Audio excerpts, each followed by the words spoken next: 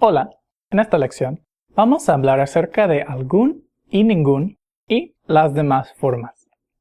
So, if you've noticed in Spanish we use indefinite articles, un or una for a and an, or unos and unas for some.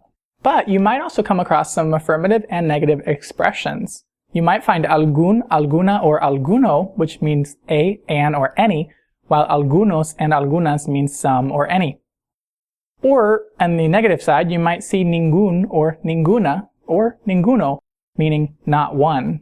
And you might also see those rarely in the plural forms. Confused?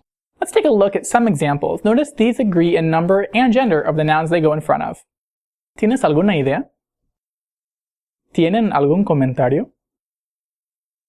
¿Compraste alguna blusa en la tienda?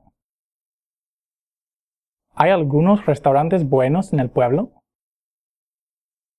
¿Tienes alguna mascota en tu casa? ¿Tenemos algunas clases con Lucas?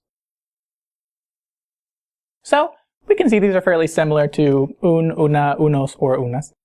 Let's see what happens when we answer these questions negatively, though. ¿Tienes alguna idea?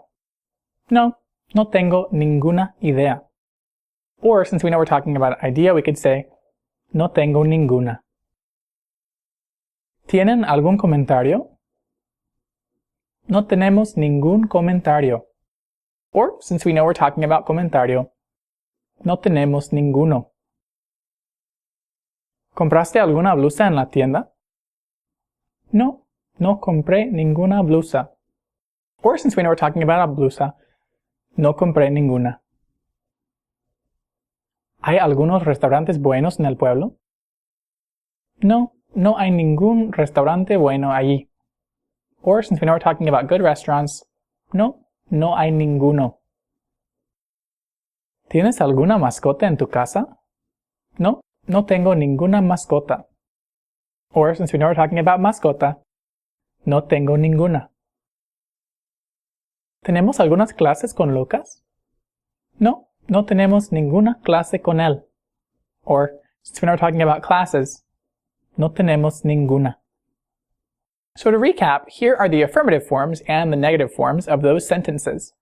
Notice that if we know what we're talking about already, we will see the following shortened forms.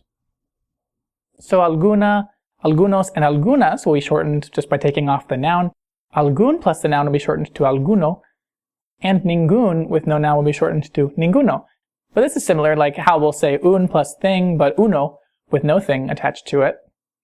Also notice that when we make these negative, we almost always find the forms ningún, ninguna, or ninguno. This is different from English because notice in the negative sentences in English, we'll say, I don't have any, and the noun is plural. But in Spanish, if you don't have one, why would it be plural? Nevertheless, you might come across ningunos or ningunas, the plural forms, occasionally. One such example would be that if the nouns are always plural. So in this example, lentes, or glasses, are never found as just one, and therefore ningunos lentes would be used. Or in this example, we don't ever just have a scissor, we usually have scissors. So ningunas tijeras is the example. We also might use these for emphasis. So if somebody said, no tengo ningunos libros interesantes, they might be referring to how they have no interesting books, but they have other books. Or, no tengo ningunos pantalones azules, but they might have other pants. And you might see it also for certain expressions that require it. No tengo ningunas ganas de salir. The phrase tener ganas de is just a set phrase. So ningunas ganas would be like saying I have no desire to go out. So in short, these are the affirmative and negative expressions. And the general formula for the negative are that if the sentence is negative, you'll most often use the negative forms. If the negative form goes before the verb, it makes the sentence negative. If it goes after, though, we'll need a no before. This will create a double negative. Muy bien, that's all for this video lesson over algún, ningún, and the others. Let me know if you have any questions or comments about this video, and feel free to practice your own sentences with algún, ningún, or the other forms in the comments section below. Also, don't forget to subscribe to my channel for updates on new videos, and if this video was helpful, you might want to check out some other videos in this series. If you wanted to practice algún, ningún, and the other forms, click on this video.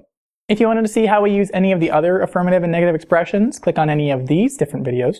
Or if you're ready to take the test over all of the affirmative and negative expressions in this series, click on this video.